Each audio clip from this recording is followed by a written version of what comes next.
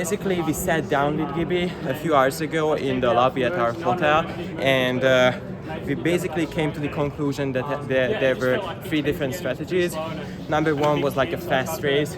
We expected Harrison Wade to take it out pretty hard, but it eventually did not happen. Second scenario was that the winning time would be like 3:42, and the third one was like the really slow strategy. I was like, you know what? I'm good with either way. I knew that the guys who ran in the first heat 2 days ago, they closed really quickly with like 50. So I knew that a fast closing 400 would favor me. Yeah, and was there a key you were looking for? Like when you talk about that strategy, were there any keys Gibby gave you to look for?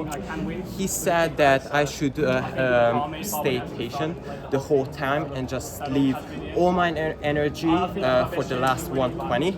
We practice this a lot. Like he usually uses cones, and we do like a bunch of cut down 200s, 300s, and I knew that if I can close pretty hard, then I would be able to place like in the top 6. And fun fact, I rewatched the Paris 1500 meter final like 20 times this week. I was just focusing on Cole and how he increased his frequency. So that was definitely the purpose, the final goal for me.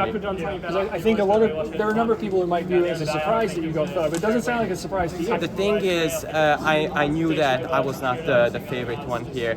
Obviously, I'm pretty far behind the big dogs, so I came in with the underdog mentality. But I knew that, like, look, if I want to be honest with you, I think I could run like 3:35. But this is why I like the NCAA final. It's not about like fast PBs and like fancy schmancy PRs. It's about like the mental aspect. I knew that if I can execute this really well, I would be pretty good for the top 3. So, and this is exactly how it played out.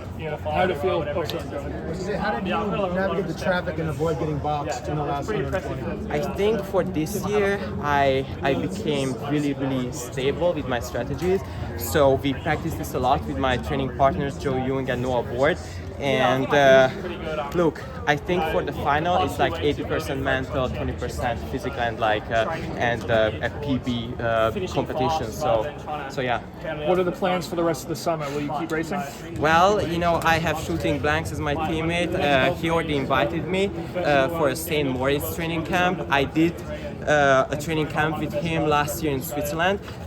I was in Hungary just, chilling on my couch, and Gibby just shot a text message to me. He said, "Yo, aren't you bored by any chance? Because you could just pull up in Switzerland." So it took me like a day to just hop on the train.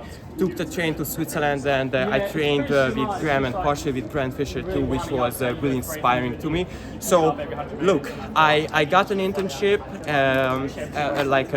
I'm participating in a research at HBS, Harvard Business School. The first few weeks would be definitely in person, but after that, I really hope that my boss, Professor Gumpers, would let me do the work remotely, and in that case, I could join Graham and Gibby because I think Tokyo is within reach.